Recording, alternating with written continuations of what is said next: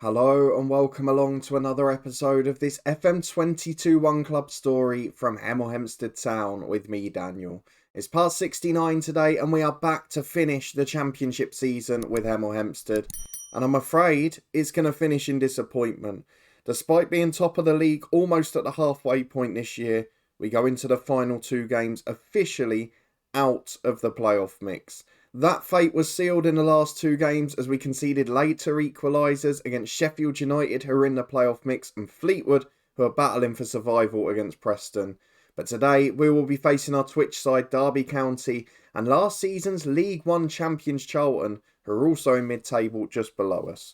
So we'll be looking to finish as high as possible. We can get back up to 8th. We can drop as low as sort of 13th realistically. So if you're looking forward to finding out how we do, of course see who can earn their contract and their place in our squad for next year, then please do put a thumbs up on it. Subscribe down below for daily FM22 content from two long-term stories. The head coach is up in the eye above, as is the mini training series which we had earlier this week. There's also links to the Twitch channel, the football podcast and the food channel too, so please do give them a try. But a massive thank you for your support as always, as we are back to finish what has ultimately been a very solid season for us. We're deflated because of the way it's finished, but if you'd have offered this at the start of the season, we would be delighted to be 21st or above. And the fact that we're almost certain to finish in the top half is a miracle in itself.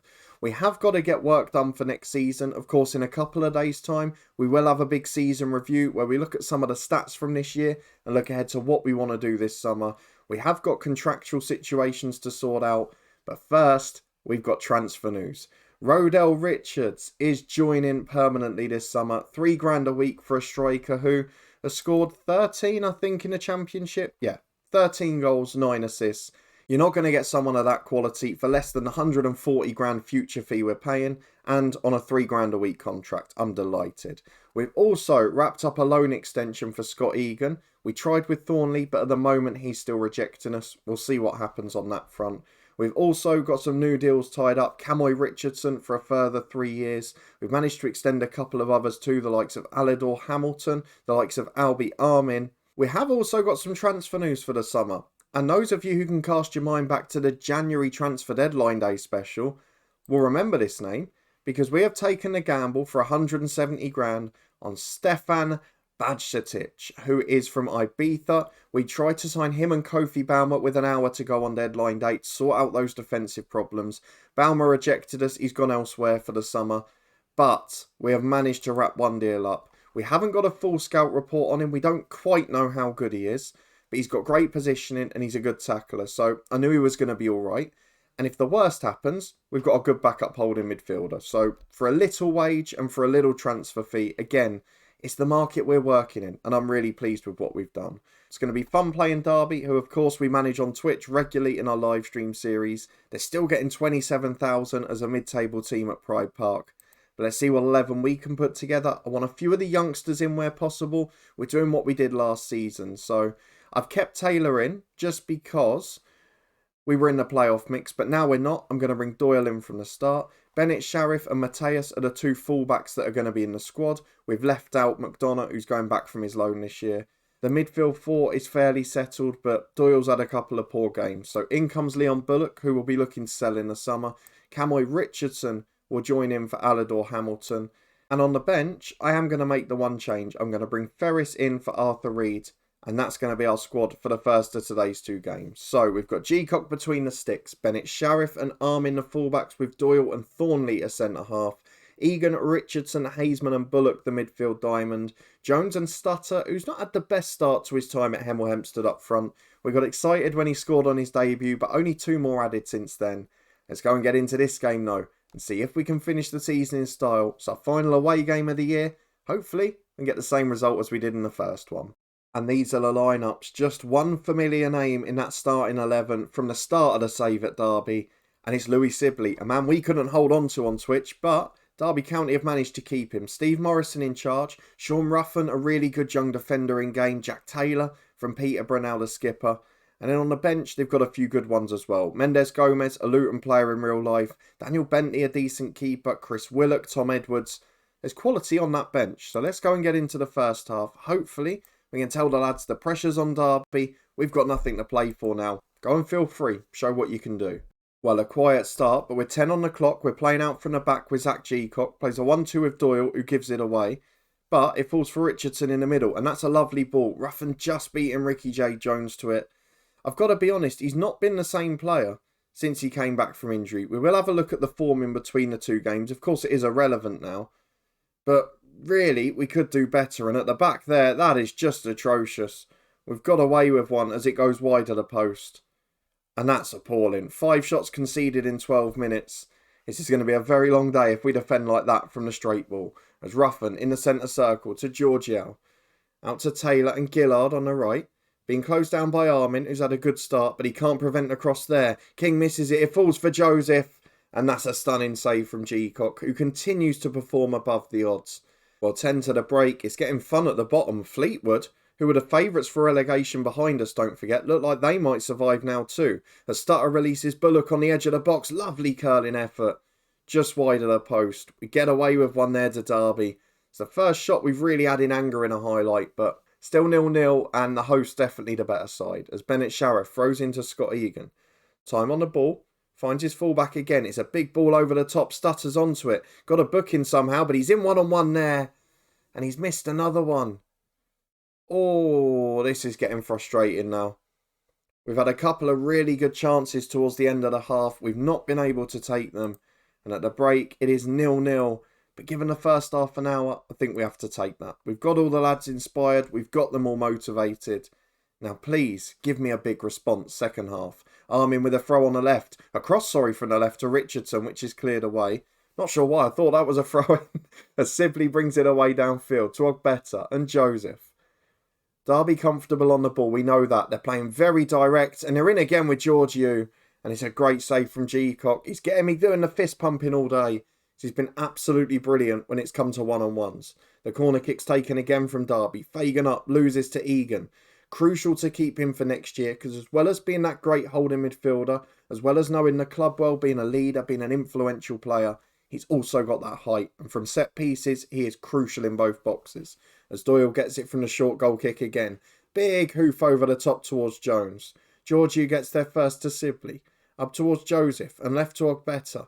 Options in the box for Derby. Do we need to make a change? It might be too late. Thornley heads away. Falls for Gillard on the right-hand side, who keeps it in. It's an onslaught again at the start of the half. It's taking the same shape as the first period, as that one's headed over. And as we head towards the hour mark, we survive. But only just. It's been a very, very backs-to-the-wall performance.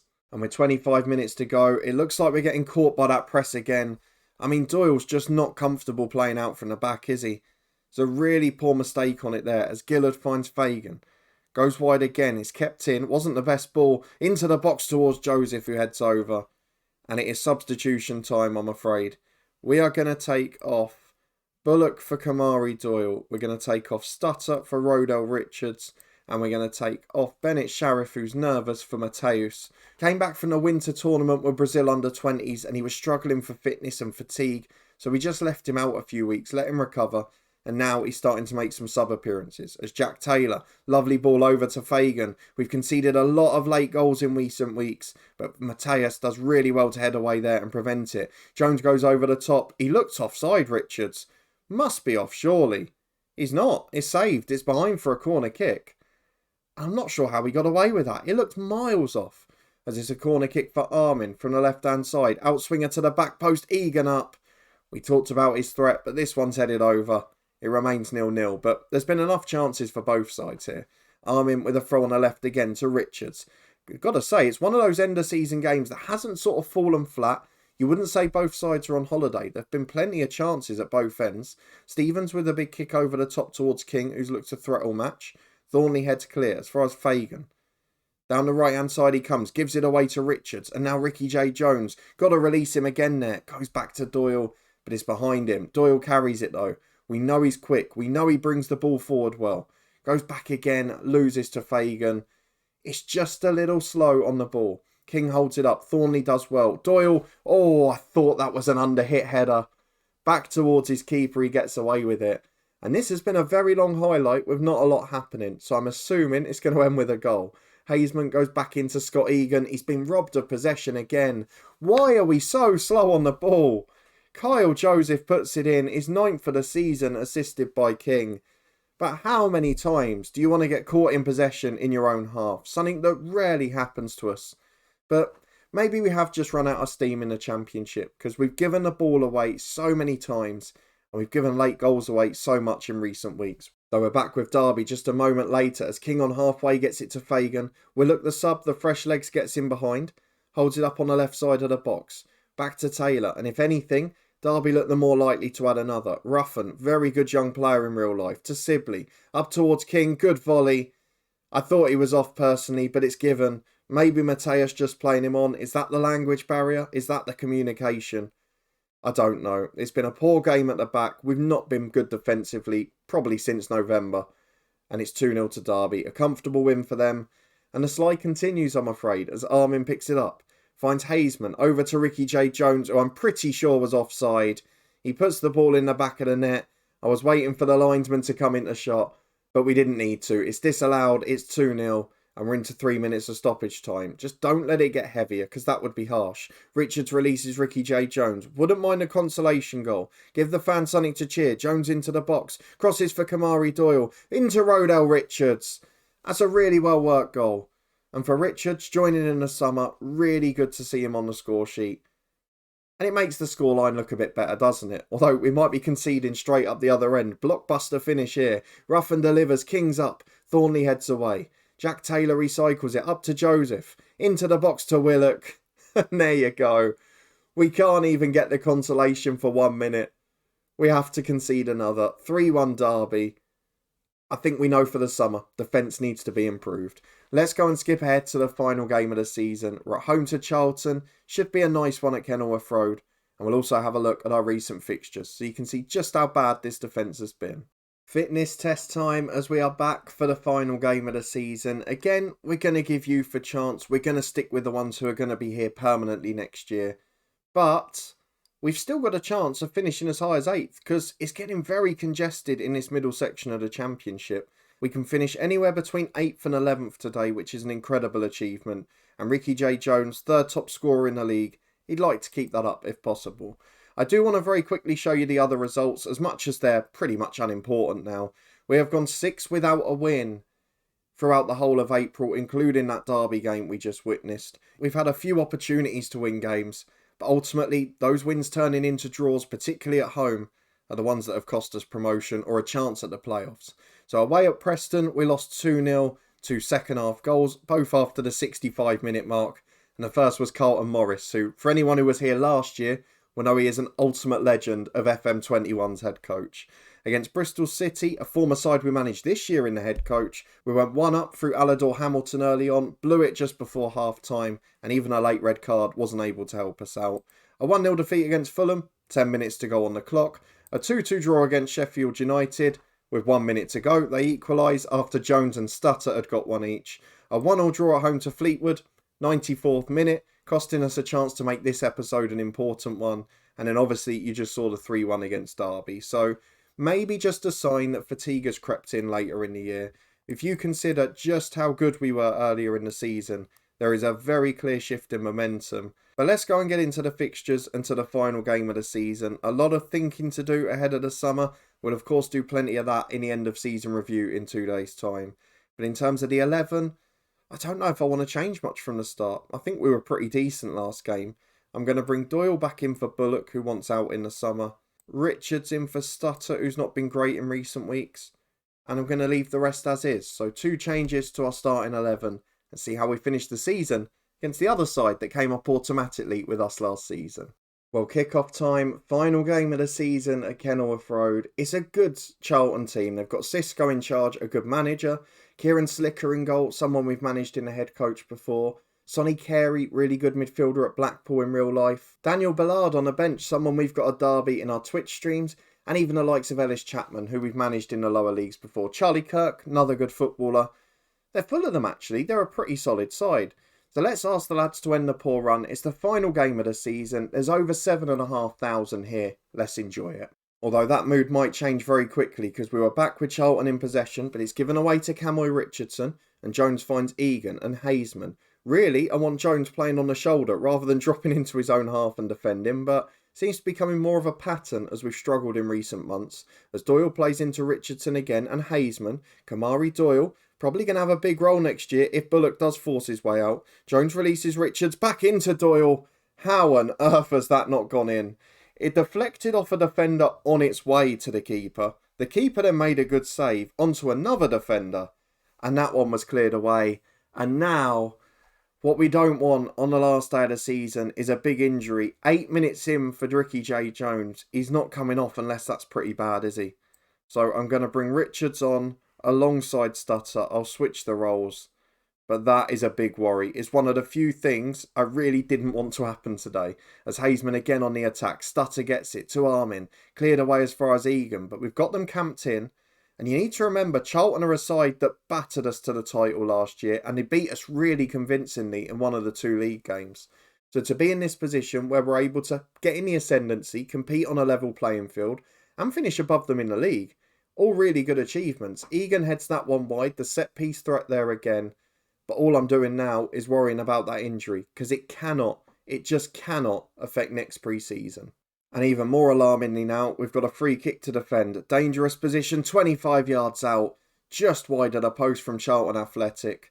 We have got to think about the summer as well. Something we'll discuss in the end of season review in 2 days' time. Can we get training facilities upgraded? Can we start to think maybe about a stadium? Have we got a big enough fan base yet? We don't want to be playing 12 miles from Hemel for the rest of our career, do we? So hopefully we can get a stadium soon, but it needs to be one that can then compete in the Premier League once we eventually get there. Presuming that we do, of course. As Carroll comes down the right for Charlton, we did get a little bit of a windfall from that heavy Liverpool defeat, 1 million in gate receipts. I'd imagine there'll be 2 or 3 sales this summer. Bennett, Sharif, Bullock not signing deals as Carey shoots over the bar. So I think it's going to be an eventful summer. Maybe not so much just the transfer window, but off the pitch could be a big summer for this club. Still no shot on target for Charlton as we've got a throw down the right again. Bennett Sharif plays a 1-2 with Richards, but the ball back to him is not good. Doyle heads away as far as Sonny Carey to Chapman. Into Myers again. Charlton looking comfortable on the ball, something that they've done throughout their time in this save, particularly when we played them last year. Though Richardson really coming into his own now. Probably taken him the best part of a year to get back from injury. He came back in about September, October. We're now 7-8 months down the line, but we're starting to see the best of him. He's got a big new deal, and the way things are going, he's going to be a star of our midfield next year. Arthur Reed just starting to decline. Alador Hamilton has reached his peak, and Bullock may well be going as well. As Egan to Doyle. Keeping it at the back. Again, been a very good game for a 0-0 so far. I'd like to get the first goal this time, though, and we've done just that. Haseman with a lovely through ball. Stutter off the bench with his 4th. And if Jones' injury is bad, we're going to need that man to hit the ground running next season. Brilliant start to the game this. And after half an hour, we thoroughly deserve to be ahead. And as it stands, we're going back up to 8th too, as Carroll's got a throw in on the right for Charlton. Into the box towards O'Reilly, but headed clear as far as Richardson. He plays up to Stutter. Holds up really well with 3 or 4 surrounding him. Finds Haseman to Armin. Over the top to Kamari Doyle. He's got Richards in the middle. Gets to the byline. Goes back to Armin instead. Here's Doyle again. Across the box is a good block. And Charlie Kirk will hoof clear. But only as far as Bennett Sharif. Will it be his last game for the football club? Can we tempt him to stay? Or will Mateus have to take over? Doyle to Richards. He's in 1-on-1. Brilliant move from Hemel Hempstead Town. Liquid football. It's absolutely lovely to watch. No pressure on us at all. But a good save from Slicker, which means a corner. Kamari Doyle puts it in. Armin's up. Just beaten in the air. To the byline he goes. Crosses blocked again.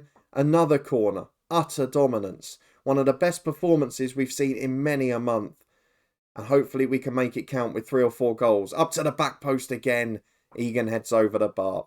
And we're back again on the right-hand side. 1 minute to half-time, plus stoppages, of course. Bennett Sharif's cross is blocked, though. Falls for Egan and Richardson. And Egan again finds Callon Haseman. Chipped up to Stutter. Poor defending. Really good effort, that.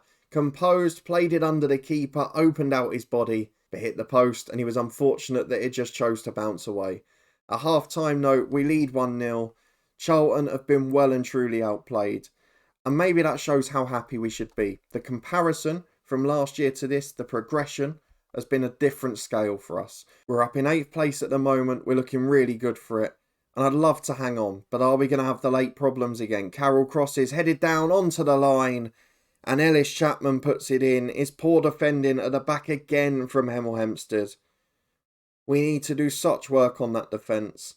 I do look at it and I think, if we'd managed to get Balmer on deadline day, if it hadn't been half an hour too late, I mean, what's to say he would have picked us anyway? But would it have made a big difference? I really feel we could have been a top 6 side. We just needed that defensive reinforcement. As Richardson comes down the right, we'll think about subs in a moment with 25 left. Egan picks it up to Hazeman in the centre circle to Richardson. Poor ball, tried to be too cute. Just had to lay it in behind there. But without the pace of Jones, he didn't feel confident. Doyle sweeps up with the Derby counter though, and Armin can bring it over halfway. Back to Thornley, another, who, due to our chairman, might be playing his last for the club, to Kamari Doyle and Richardson, to Stutter, 1-on-1, good save from Slicker in goal. And Myers brings it clear. We're going to make our changes, we're going to try and see out the game. I'm going to take Doyle off at centre half for Mateus and put Bennett Sharif in the middle just for now. He's not quite as good there, but I just want to get him some game time. In the middle, we're going to take off Hazeman for Bullock. I'll drop in Kamari Doyle to central midfield. The 3 changes are now made. Well, certainly not been a poor end to the season. It's 20 shots to 15. It's 1-1 at the moment. We should have had more, but it's been a wonderful spectacle for the final game. Charlton's expected goals now creeping up to 1.5. Ours is nearly 3, which shows how many good chances we've created. We've not made them count, and with 10 to go, we're on the front foot again. Mateus, the new right back, to Bennett Sharif and Egan. Back to Geacock and Thornley. Now get us on the attack. Let's change the tempo. We haven't got that direct ball to Ricky J. Jones. There isn't that sort of flexibility in our play. It's very one-dimensional without him, as Beckham on the right to Carroll. Into midfield again, comfortable on the ball. Are they going to nick it? Because late on, we've conceded so many goals in the last month. And you're almost just waiting for the inevitable here. Carroll on the right, good build-up play. Time and support, O'Reilly to Yeboah. Up to Beckham on the right. Chance to cross, there's 3, 4, 5 going into the middle now. Charlton flying men into the box. But they keep it outside for now. Chipped into McLennan at the back post. And Mateus has lost his man. That is a really worrying sign. Because I know he hasn't learnt the language yet. I know he hasn't played many games. But he's looked really poor whenever he's come in for us. 10 to go. Charlton ahead. I don't quite know how. Well, 4 minutes of stoppage time. Charlton have levelled up the shot count now. Since the subs, they've been the dominant team. And we've got to get the players out that don't want to be here. As much as they're great ones.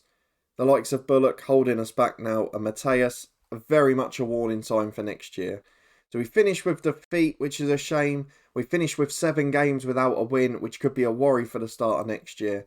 But a really wonderful season overall. A top half championship finish. I expect it to be around there. 19th, 20th, 21st. The fact that we're sitting comfortably, I'm almost disappointed at our finish when we're 9th. Tells you an awful lot about this season. I don't like that media reaction though. Injury worry for Jones. That message normally means it's a bad one. Please don't let it be more than 6 weeks. If it goes into next pre-season, we're in trouble. Here we go then. It is 5 to 6 weeks. A hamstring strain, never what you want for an electric quick striker. Fans criticising us. Are you joking? We are 9th in the championship after back-to-back promotions. But what a performance in our debut season. It didn't end the way we wanted. But Ricky should be back for next pre-season. Hopefully not too affected by that. In the meantime though, we are going to have an end of season review in 2 days' time. We've got a lot of decisions to make on the squad. We've got a lot of work to try and do behind the scenes. If you did enjoy this episode though, seeing us finish with a whimper, and you are looking forward to that review, please do chuck a thumbs up on it. Subscribe down below for daily FM22 content from 2 long-term stories. This one will be back on Tuesday as we look to discuss our plans for next summer, followed by a transfer window later in the week, of course. In the meantime, the head coach back tomorrow. We've got a thrilling end to come in that one too. And of course, you can find that playlist up in the eye above, as well as the Twitch channel for regular live streams and the football podcast too.